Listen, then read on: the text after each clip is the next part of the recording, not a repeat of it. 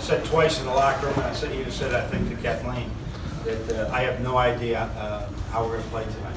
You know, that Northwestern loss was so disappointing for these guys. But they handled it like they always handle it. They wanted to bounce back. They practiced well.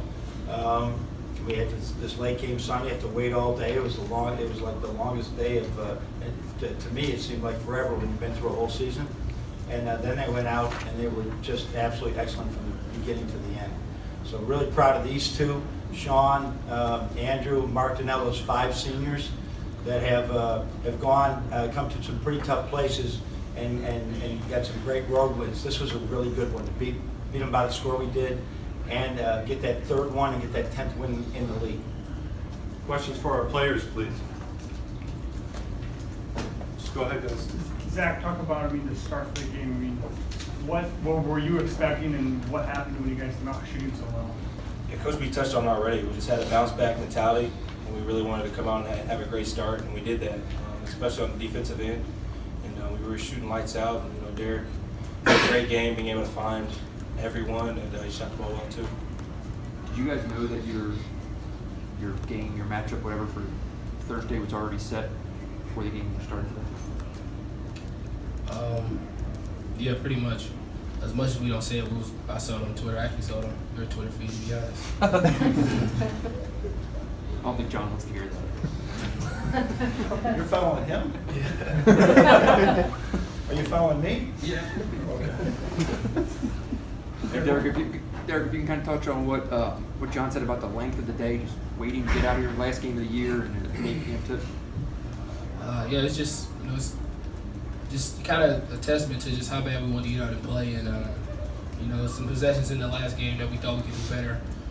Like we said, we don't know which possession it is, and this game was a testament to it. We just play hard every single possession, and personally, I'm just proud of how we was so locked in on defense from all 5 of us. We were so connected, making switches, and just being in the right spot all the time. It just made everything so tough for them. So it was just about it was a long day, but we just really wanted to get out and play. So that's pretty much what I attested to. Derrick and Zach, that jumper to give you 15th assist, so you guys were kind of smiling at each other. Did you know while you were out there? Well, Andrew told me that I was close, and of course I was looking for guys the whole entire game, but Zach said he felt good, and we ran the action for him to come up. He got over look, and I smiled, and I told him I loved him after he made the shot. I don't hear that too often. So, Derrick, what was it about Nebraska's defense that allowed you to exploit them in pressure? Seeing the opponent. I don't know. They did a great job at home, and I think it's just a testament to how we develop our guys. It's just we so battle ready for each and every adjustment that's thrown at us. Our coaches do a great job of putting us in the right positions, and it's all about us at that point just making the right play. So Coach B trusts us enough, and trust me enough to just continuously make the right play. So it's just a testament to how development oriented we are as a program. How gratifying is it to kind of break that record? Because that was a record that had stood for some time. It means a lot to me. I'm a guy that loves to make other people better. So to see it, I see my guys be so happy making shots, and me being one of the reasons why. It's a great feeling. What's the win like this do for you and this confidence moving into the future? it gives us a lot of confidence, giving us some momentum going into our game on Thursday, especially how well we shot the ball, but also just how well we played defensively from start to finish. I think that's going to be huge for us to be able to make a run in the Big Ten tournament and all starts in the defensive end. Anything else for our players? All right, guys. Questions for Coach Beilein, please. Coach said you were worried about how they respond. When did that worry leave you? As soon as the game was over. When we came out, and shot well, I said, okay, we're in for it. But I think last year we came here, I think we had an 18-point lead. It turned into a 4-point lead like in a minute. So I'm nervous through all these games all the way until it's over. So then there's a great sense of relief. It's the way it is. John, what about the job in the first matchup? Ty Webster and Will Watson kind of driving. What about the other guys doing something? Well, I think that is that's a lot of as we practice more. Coach Donald has worked really hard with our guys, Sadi as well, and the ball screen coverage from the defense. They scored 85 points last time on us, and that was really a concern against us. But we have got better in some of those areas. I think our team talks better and they feel each other. They're more connected defensively than they were at that time of the year. Coach, what's your perception of this program after seeing them twice this year? Obviously, they played you tough at home, but after seeing them tonight, what's your perception of this program right now?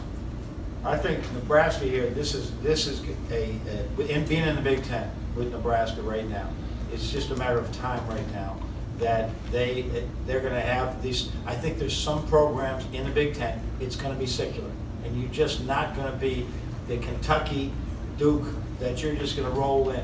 I mean, you look at Purdue finished in last place 4 years ago. Last place. They had finished in first place 8 years ago. I think those are pretty accurate terms, right? That's the way it's going to be with some programs. You're going to be up and you're going to be down, you're going to have to rebuild. You're going to be up and you're going to be down, you're going to have to rebuild.